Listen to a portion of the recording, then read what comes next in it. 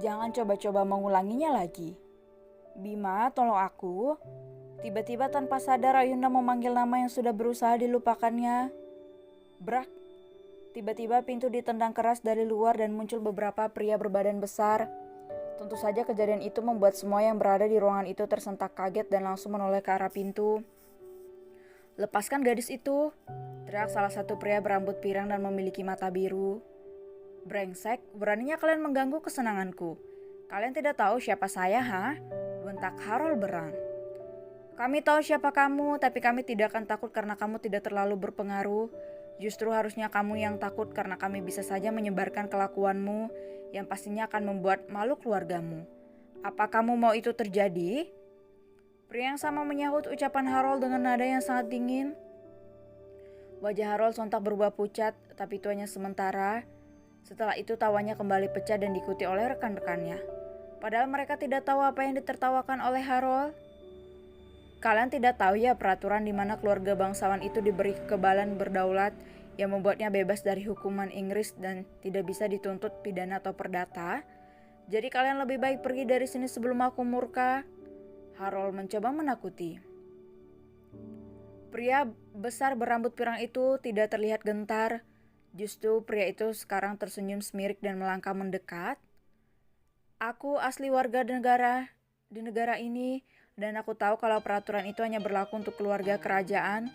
Kamu bukan warga kerajaan, itu berarti kamu tidak punya hak privilege, lolos dari jeratan hukum. Lagian boleh saja kamu bebas dari hukum. Tapi harga diri keluargamu sudah kamu hancurkan dengan tindakan bejatmu." Harold seketika terdiam 1000 bahasa. Dia sekarang benar-benar mati kutu, namun walaupun seperti itu, pria itu tetap tidak bisa terima kalau dia harus menyerah dan pergi. Baginya kalau dia pergi, wibawanya di depan teman-temannya tidak akan ada lagi. "Kamu terlalu banyak bicara, rasakan ini." Harold tiba-tiba mengangkat kakinya dan dengan cepat melayangkan tendangan ke arah pria yang sudah berani mengancamnya itu. Namun, pria yang sudah siap siaga sejak awal dengan mudah menangkap kaki Harold dan menghempaskannya dengan keras. Hal itu tentu saja membuat Harold semakin murka. Pria itu kemudian menoleh ke arah kelima temannya. "Kalian tunggu apa lagi? Kenapa masih diam? Ayo serang dia!" titah Harold dengan suara menggelegar. Kelima rekan Harold itu pun mulai bergerak maju, demikian juga dengan rekan-rekan pria berambut pirang. Karena pria berambut pirang itu adalah orang yang terlatih, demikian juga dengan anak-anak buahnya, membuat mereka dengan mudah melumpuhkan Harold dengan kelima temannya. "Bawa Nona Ayunda dari sini dan ingat pesanku tadi," titah pria berambut pirang yang ternyata adalah pimpinan di timnya.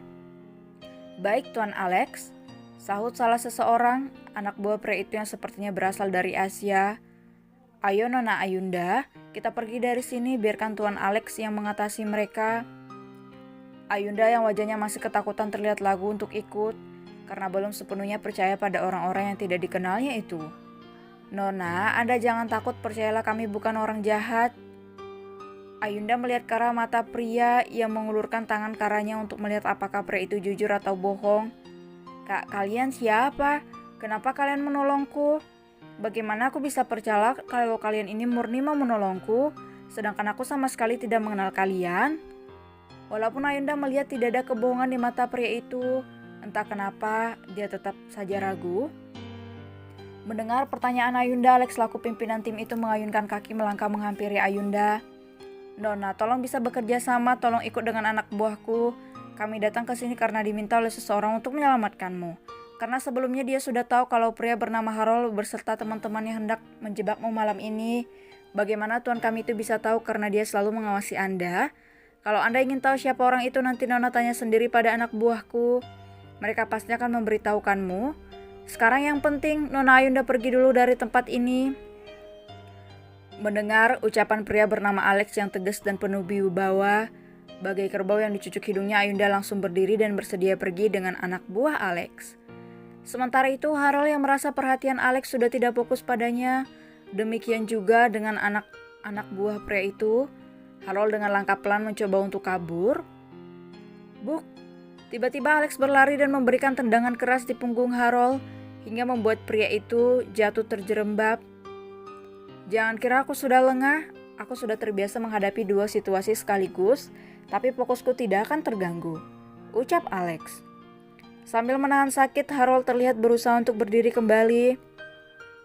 Kamu sudah berani denganku, lihat saja kamu akan mendapatkan akibatnya. Jangan anggap sepele kekuasaan papaku walaupun kami bukan anggota kerajaan Inggris, tapi kami tetap akan selalu mendapat dukungan dari kerajaan. Ancam Harold dengan mata yang berapi-api. Alex kembali tersenyum semirik, seakan sedang meremehkan ancaman Harold. Silakan Tuan Harold, tapi aku percaya kalau orang tuamu dan pihak kerajaan adalah orang yang bijaksana. Anda jangan mengira kalau aku tidak tahu tentang Anda yang selalu tidak dipedulikan oleh keluarga Anda sendiri, karena kelakuan Anda yang selalu membuat mereka malu. Tenggorokan Harold seketika seperti tercekat mendengar ucapan Alex yang benar adanya. Aku yakin kalau mereka tidak akan percaya denganmu lagi. Sekarang aku justru tidak bisa membayangkan bagaimana reaksi orang tuamu kalau tahu perbuatan bejatmu ini. Karena sejujurnya kami punya bukti kuat bagaimana kamu mengajak teman-temanmu itu untuk menjebak seorang gadis. Bagaimana, apa kamu tetap akan mengadukan peristiwa ini pada orang tuamu? Alex mencondongkan tubuhnya menatap Harold dengan tatapan mengejek. Harold tidak menjawab sama sekali karena semua yang dikatakan oleh pria di depannya itu benar adanya. Sekarang aku minta kamu pergi dari sini dan aku sarankan jangan pernah usik Nona Ayunda. Karena bagaimanapun rencanamu akan tetap ketahuan oleh tuan kami. Dan begitu ketahuan, kamu siap-siap saja dikeluarkan dari silsilah keluargamu. Paham kamu? Suara Alex benar-benar terdengar dingin. Aura yang ditunjukkan oleh pria itu benar-benar sangat mengerikan bagi Harold. Tidak akan, aku bisa pastikan tidak akan mencoba untuk mengusik Ayunda lagi. Tapi tolong jangan melaporkan ini semua ke orang tuaku. Mohon Harold dengan wajah membelas. Wajah yang tadinya berusaha untuk diganas-ganasin seperti singa kini terlihat seperti kucing yang memelas minta makan.